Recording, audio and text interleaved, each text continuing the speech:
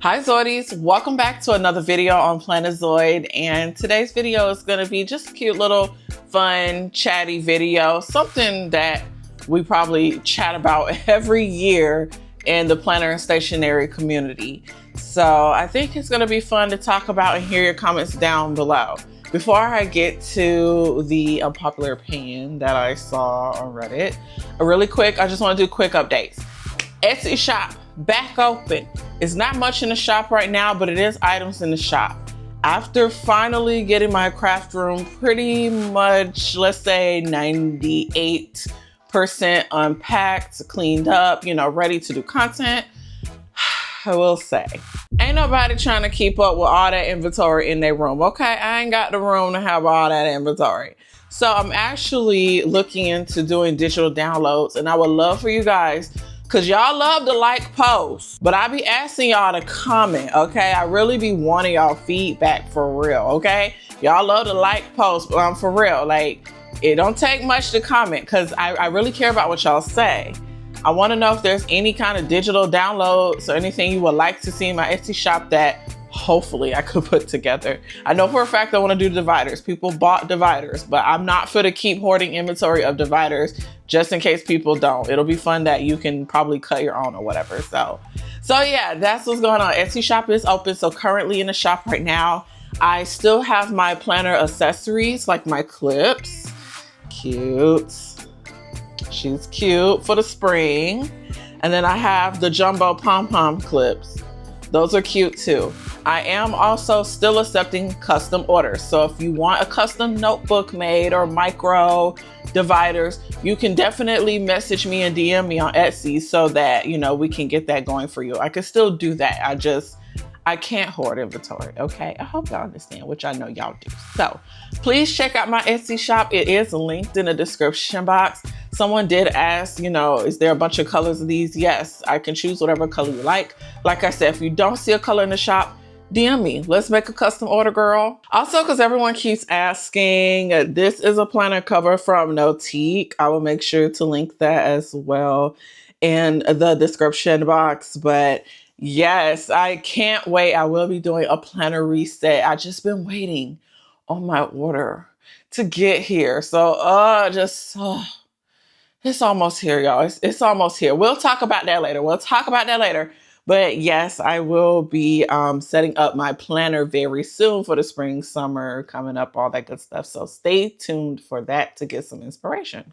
Okay, so as usual, I was scrolling on Reddit and I came across a post that it looks like it's 4 months old now, but it's an unpopular opinion. So, I thought it would be great to talk about it because I feel like this is something that comes up often in the stationery community and is definitely something warranted to be talked about. So let's get to it. Unpopular opinion. Setting up planners section by section usually make the user abandon it in the long run. I'm not saying this happens 100% of the time, but most of the planner setup vids and posts I tend to see go towards this direction. I'm also not saying setting up your planner sections is wrong. I'm just stating an observation. To me, it looks like an overly setting up planners doesn't give the user much room for flexibility, especially when there's downtime, skipping days, not in the right mental headspace to use planners, etc. What are your thoughts on this? So there are quite a few comments on this. We'll be just talking about a few, and then I will be giving my tidbits and some tips at the end. So I'm going to say this. When I was reading through this, I kind of got a little confused, but not by OP, I think by comments. So like OP was saying that setting up section by section make them abandon them. So I took it as putting a bunch of sections in your planner, when you set it up. But then some of the comments, as you'll see when we talk about it, we'll talk about decorative planning and setting it up ahead of time. So are we saying that setting up like planners too far ahead of time causes people to abandon in the long run? Or setting it up section by section, as in maybe too many sections or sections you won't use? I guess we'll see when we read some of these comments I chose. Also, disclaimer, keep in mind, I don't care what you do with your planner, okay? I don't care what I do with my planner. I love changing planners. It is so fun. And I'm speaking outside of a content creator standpoint. I love planners and stationery just cause, okay? So I do want to just emphasize, at least over here on Plannerzoid's channel, I don't care what you do with your planner, and I love to provide inspiration. So you might see me change up a lot because I'm always inspired. I'm really creative, and I just love stationery like that. So don't ever feel like you changing your planner is bringing shame, or you not knowing what to do with your planner is bad. Like, it's okay. It is okay. You gotta do what works for you. That's the biggest thing that I want you to take away from this video, is to do what works for you. And if you don't know what works for you, highly recommend you at least try to watch to the end so you can hear my little tips, my little tidbits, okay, on what I got to say. That can at least help you get started. Okay, for supply, I think it's more the kind of setup that people are doing. Many people are just blindly copying what they see on social media because it looks aesthetic. But realistically speaking, the average person doesn't really need to track quite as much on a regular basis because 90% of it is busy work. Something like a finance log or fixed dates like birthdays is okay, but overall, like you said, most things should be a guide. It also ties into the fact that many people are aspirational planners who think that buying a popular planner and fountain pen is going to magically make you a more organized person. If you don't understand what works for you, then no matter how much you set up, you're going to end up being frustrated. That is so very true. Like, I do feel like just buying a pen and planner isn't going to settle it, but we will get to that in my tidbits, in my little tips for you guys. We'll get to that. Okay, this is the OP. Super agree. I personally watch... so much on my mind right now. That's why I need my planner shit to get here today so I can set up my planner. Okay, my mind is like everywhere. Super agree. I personally like watching planner YouTube, but the overabundance of planner setup vids due to plan miss, whoever coined this word, is super cringe. Sometimes make me doubt myself because it feels like I need to set up my planner too. Good thing I can restrain myself and filter through all this hype. Now, me personally, I don't care about planner YouTube when it comes to videos and stuff. I love seeing it because I love getting inspiration, but I can understand for some people, you know, it's overwhelming, and that's fine. That's why you should always look to different places. I feel like my voice is cracking. I feel like you should always look to different places for inspiration. Not always videos, but it could be Pinterest, like pictures or something, you know, I don't know. We'll get to it. What you call hype about new planners, I call normal excitement that is almost universal. Okay. It's something most people feel when they buy something new. They want to use it. Why should a planner be different? And for the videos, if YouTubers wait until Xmas to set them up, they'll be airing them very late. I don't want to watch setup videos after I've already done it. What's the point? I watch them for inspiration and suspect most others do too. Fair point, very fair point. Unless you're still talking about those who do that full year setup, that's a different thing. I don't see them and would not watch if they popped up, because after January, what's the point? It's all about repetition, right? Any setup video longer than an hour will be a red flag for me. And see, this is what I was talking about in the very beginning. Like, I wasn't sure exactly where the post was going. Was it talking about, okay, setting up planners section by section, like too many sections will cause you to abandon it in the long run, or doing like setting up too far ahead? I mean, both can play its parts. There's pros and cons to doing both, but it just depends on the person setting up the planner. So I feel like everyone's points are valid so far, you know, everybody's point of view, because planning is subjective. Hello. Oh, this is a long one, but I chose this. This is a long one. I both agree and disagree. I agree because I've seen the same thing, but I disagree because it's the opposite for me. I have disabilities and I need things set up long before I use them. Otherwise, my bad health prevents me from having the capacity to have everything set up and usable when I need them. In saying that, though, I've also had times where I set up things in advance and 100% thought it would work for the full year, but then it didn't, and I regretted my life choices until I could move out of that planner. And don't feel like you have to set up for the year. Maybe set up for a month, 2 months. You know, everyone's different. Some people might have to set up for the year. You'll be surprised. I actually think the biggest problem people online seem to have with their planner setups is that they aren't setting it up early enough. I often see people say, I keep running out of time, so I can't set it up in the way I need. And then my planner doesn't work for me. And every time I see this, instead of looking at when they're choosing to set up their planner, they instead planner hop in the hopes that it will somehow fix their struggles. From what I see with the YouTubers I watch, it never does.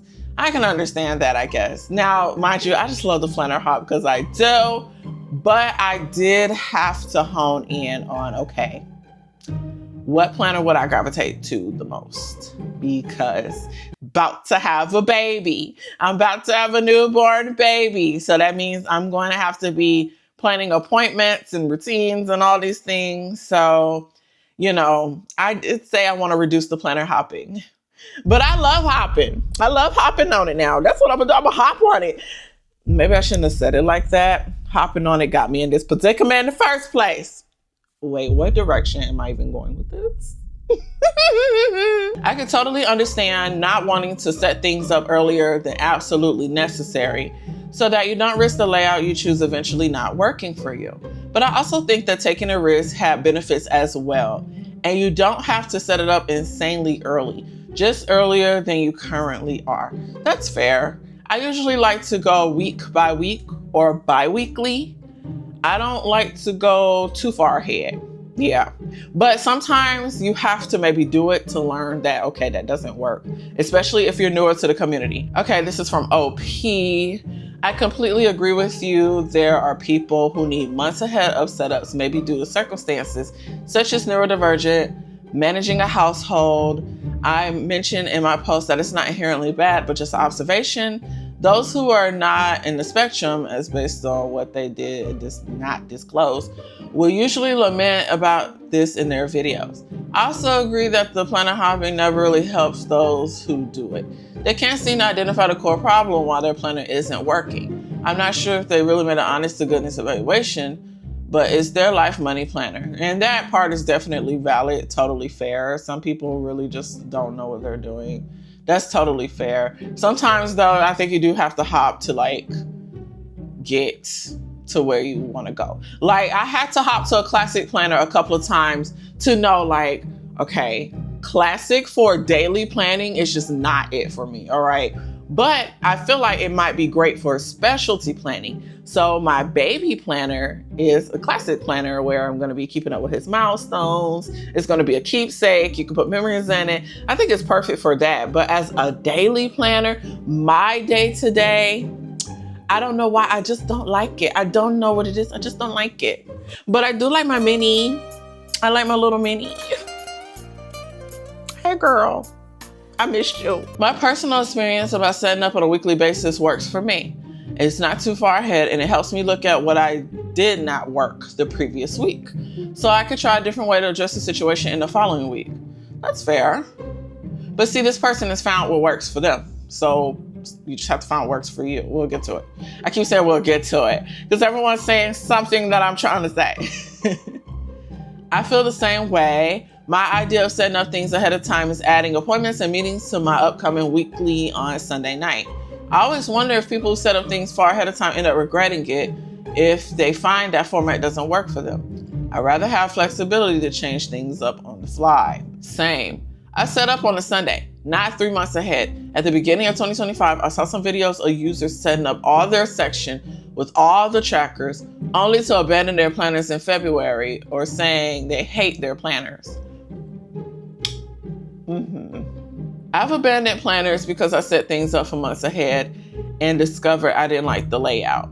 Now I'm 1 week ahead kind of gal, and I use erasable ink to pre-plan, then my fountain pen when I'm ready to commit. Okay, I love those erasable inks. The erasable ink. What? Okay, I think this will be the last comment.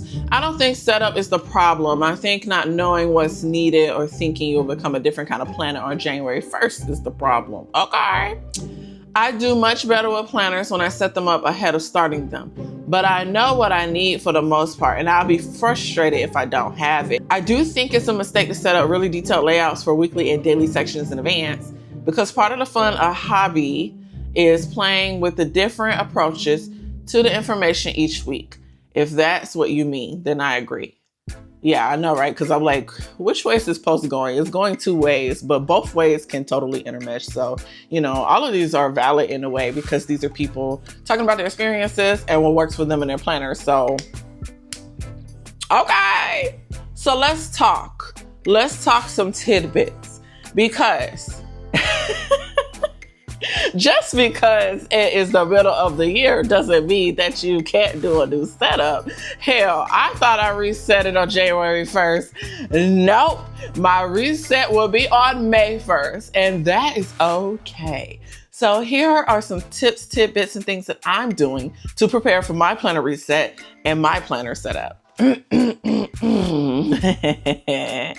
I write it down. Okay, I had to write it down. So I'm going to give 5 ways. Now, mind you, I believe these are self-explanatory, okay? But maybe we need to hear it, so I'm going to say it. And number 1, what's the purpose of your planner? Start there. If you're truly trying to get into planning, what's the purpose of your planner, okay? Because when I tell you, too many people do just buy a planner thinking, I'm going to be organized and all this stuff, and it doesn't work, probably because you don't have a purpose for your planner. Is the purpose for your planner to be more organized? To, have your schedule laid out? Is it for art? Is it a hobby? Think about that first. And then I think you will have a better idea of why you even want a planner in the first place, okay? Because to me, planning for sure is not a trend, but the decorating part, yeah, that's totally trendy to me. So whatever, that changes all the time. But planning itself, we're always gonna be constantly planning things, okay? So that's number 1. What is the purpose of this shit? Why do we have this? Why do we have this? Number 2, write it out first. So when I say write it out, after you found out what the purpose of your planner is. So for example, the one I'm holding, this is a mini happy planner, but I don't have all my pieces yet, so I can't wait till I get all my pieces. But the one I'm holding is going to be my daily planner. So I plan to use it for the day-to-day. That's for work, that's for appointments, that's for laying out my schedule. That is to help keep me organized. You know what I'm saying? My micro is going to be more artsy, for affirmations, for mental wellness. You know what I'm saying? So it's different ways to use different things. So when it comes to that, it's best, in my opinion, because this is just me, this is what works for me, it's best to write it out. So starting with this one, I said it was going to be my day-to-day. So I decided to write mine out on a sticky note, and I even put it on the front here. I even put it on the front to show like, okay, that's what I'm using this planner for. And I do the same thing for all my other planners. My micro, I said, okay, I want to put gratitude in it, affirmations in it. I want to decorate it. I literally write it down on a sticky note and I put it on the planner. So when I get to setting it up, I already know the purpose of it, know why I'm using it, what I'm using it for, and like, I guess how I'm using it because I've written it out. You know what I'm saying? Now, mind you, it can change. That's okay. It is not the end of the world if you change it. It's really not. Okay?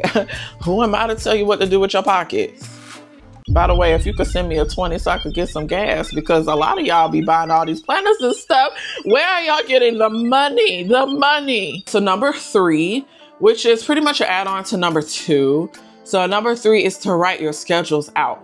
So number 2 was to write out the purpose, like the setup, right? But number 3 is to write out the schedule. So now that I wrote out the setup and I said, okay, I'm using it for a daily planner and everything, for appointments and for work. Okay, so now I want to write out, what is my schedule? What is my work schedule? What are my appointments for the month? Things like that. What are my chores that I want to do? I write it out on paper because a sticky note might be a little too small for that. So either way, I write it out on paper. Write out your schedule, write out the times. That way that can also at the same time give you an idea what kind of planner you might want to get. because you have an hourly planner, you have big planners, you have small planners, you have disc-bound planners, you have spiral planners, you have all these other planners, book-bound stickers, planners. I'm malfunctioning. I'm malfunctioning. Mom brain in progress. Y'all see that I messed this cup up? It's backwards, and now I'm just gonna go with it because that's how I feel about my mom brain. Backwards. By the way, if you haven't seen my previous upload, I would love for you guys to watch my previous upload because I made some tumblers. I totally forgot to mention that in the update in the beginning, so I'm gonna mention it now. But this one came out cute. This is my Mama Keke tumbler. This one came out really cute. So if you want to know how I made these tumblers and a demo of this machine that I got and all that stuff, I would love for you guys to check out my previous latest upload. Number 4, be open to flexibility change. Okay, so don't be afraid to try things, especially if you're new to the community, okay? Get your inspiration, do your research. I actually have videos on the channel for newbies in the community, but they're older videos, so I think I might have to just do a more updated version for you guys. Let me know in the comments if you want to see a more updated version for newbies entering the planner stationery community. Some tidbits and things and tips to help you guys out. But I will say that be open to change and flexibility. Don't feel like, okay, if you get this one planner and you know for a fact it does not work.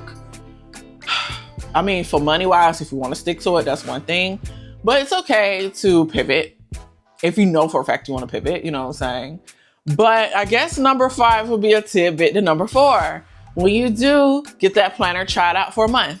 That's what I did with the Classic. I tried it out for a month and it was a no for me. And I literally used it for everything I said I was going to use it for, and I still didn't like it. So I'm going to do the same with my Mini, which I think is going to be more successful because I learned that maybe the Classic might be too big for a day-to-day. I just don't want to lug all of that around. Plus, I love carrying my cover. Like, I feel like that girl with my cover, so... But yeah, those are the 5 tidbits. Let me know what you think down below. I feel like these are self-explanatory, but it's okay to say it again. Some of us just need reminders, okay? So I think these are great for at least getting you started with your setup. Sometimes even seasoned planners need a reset. And this is how I like to do my resets. So I do have a video or a live stream. I think I might live stream it, but coming soon of my planner setup for spring, summer. It's gonna be fun, it's gonna be cute. But anyways, I think that's it. I hope you guys enjoyed this video. Stay tuned for future videos and make sure y'all check out some of my previous videos because I've been uploading content. Also, I will be doing a prego update soon. I am 31 weeks pregnant now and I am exhausted, okay? But I'm excited and I'm hanging in there. Hanging in there. And I think that's it. Yeah. Thank you guys for subscribing and liking my content. And if you're new here, please check out my channel. I love to do fun, chatty, creative stationery and craft videos and sprinkle in some lifestyle because duh is what I like.